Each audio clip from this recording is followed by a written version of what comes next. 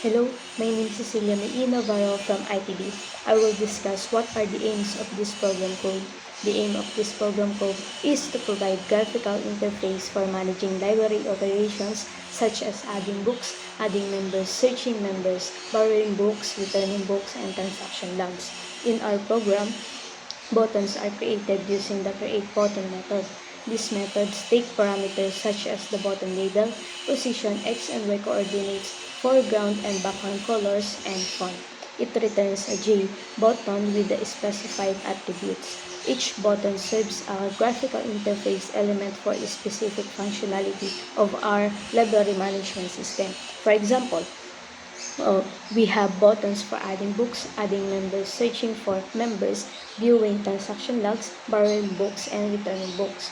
These buttons provide a convenient way for users to interact with the system and perform various tasks. When a button is clicked, it triggers an action listener.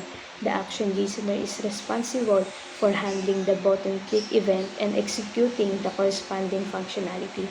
For instance, when the Add Book button is clicked, it calls the Add Book method to display the panel for adding a new book. We've customized the appearance of the buttons to make them visually appealing and distinguishable. Each button has distinct color scheme and font to enhance user experience and make the interface more distinctive. Buttons provide visual feedback to the users when clicked, typically by changing appearance momentarily to indicate that a click has been registered. This feedback helps users understand that their action has been acknowledged by the system. This is how buttons are utilized in the library management system program to facilitate user interaction and control functionality. My name is Ermina J. Absequio. I will explain the part of AdBook until curve. JPanel is the container for all the components related to adding books. Labels. Enter the book information, a large bold label indicating the purpose of the form. Title, author, genre, ISBN labels, text fields. Four text fields for entering book information, title, author, genre, and ISBN. Scroll pane, used to display a list of books.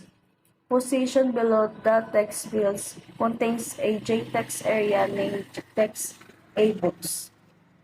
The Text A Books is configured to display book listing. Font size is set to 18. Button creation. A button named Add is created using the button class. This button is responsible for adding a new book entry when Action Listener. An action listener is used to the button to handle the action event when the button is clicked. Inside the action perform method, the logic for adding book is implemented. Retrieving book information, the text entered into the title, author, genre, and ISBN text field is retrieved. Input validation.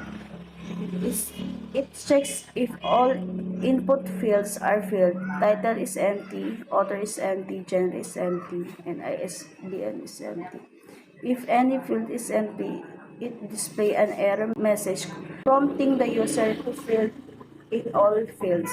ISBN validation.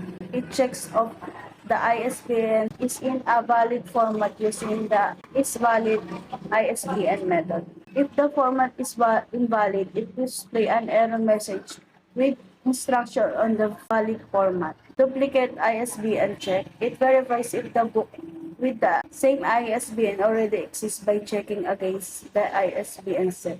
If the book with the same ISBN exists, it displays an error message indicating the duplication. Adding book entry. If the ISBN is unique and all fields are valid, the book entry is appended to the text area, which is the text A books, in the specific format. A new book object is created with the provided information. The ISBN is added to the ISBN set. The book is added to a list of available books and the available books list is updated. Clearly, text field. After adding the book entry, all text will appear for the user to enter the book information. For error messaging, if any validation fails, Appropriate error message are used by using J option pin. Adding button to panel adds the add button to the add book panel, making it a part of the panel components. Button creation here, another button named clear. Using the button class, this button is responsible for creating the text area, text A books when clicked. Action listener clear. An action listener is added to the clear button to handle the action event when clicked. Inside the action perform method, it says of the text of txt book a box to blank, effectively clearing it. Both buttons are styled similarly.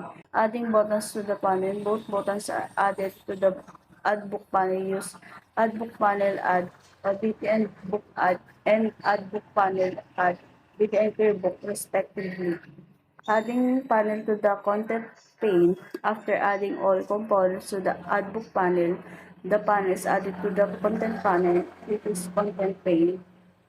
Refreshing display or content pane revalidate is called to ensure that any layout change are applied. And content tray pane is called to refresh the display, ensuring that the newly added components are visible. So, good afternoon and dangal greeting, sir. In this today's presentation, I will cover my part in Java Library System na magkakaroon siya ng user na magta-type kanyang name, ID, at saka contact number. So, ang una-una dito ay mag-create kami ng isang JPanel na mismo mag-search sa kanyang his or her name at gagamit kami ng isang member panel. And sa search member panel naman, ito yung ginagamit namin ang content pane sa JScroll.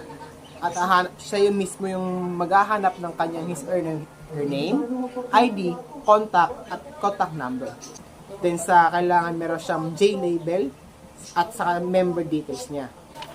Sa second part naman, gumawa po kami ng isang JText field or text name para magkaroon siya ng detalye para sa kanyang mismong search member panel na mag-a-add sa mismong kanyang text name. At gumawa rin kami ulit ng JText field.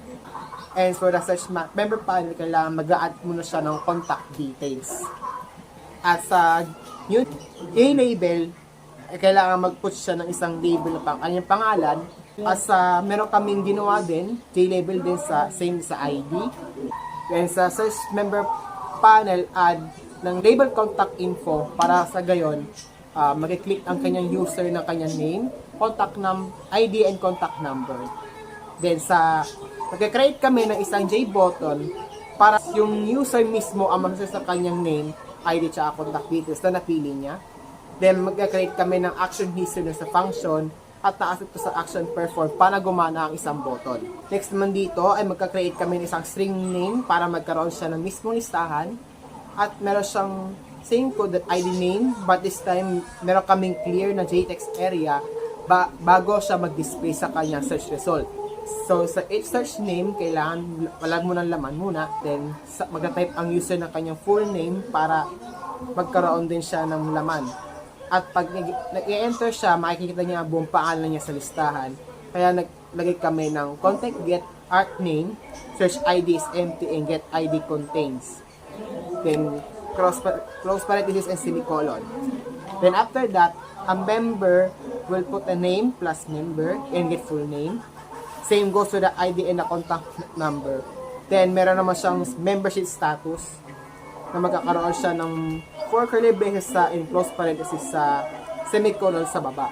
At sa pangatlo naman, magkakaroon kami ng button search member. At sa kanya search member, kailangan mag-add kami ng button search mem to update. And nagkakaroon man siya ng member details list na pag nagpindot niyo po ang iyong button search menu, ay makikita niyo po yung mga listahan. At huwag kakalimutan ang content pane na revalidate at saka content pane na naka-retain. Good morning everyone, my name is Jeremiah and I will be discussing for today is the borrow functionality of our library system. So let's begin. Most of the code that we will see here on this part are just instantiation of our components such as the text field, buttons, labels, and our text area. So we will just be focusing on the two main part. These are the two buttons that has their function or their action listener. So first is our button borrow books, or in this case with the variable name btn borrow books. So inside this method, it checks if any item is selected on our list named list bit books borrow. If an item is selected, it retrieves the selected books, objects, and prompts the user to choose a member from the list of members' names. If a member's name is available, it shows a dialog with the member's name for selection. If there's no member available, it displays an error message.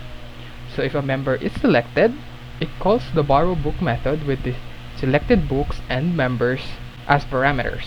And then it updates the available book list. If no books is selected in the JList, it displays an error message prompting the user to select a book. Now, for the next button is used for searching for a book with the variable name is with btn search borrow.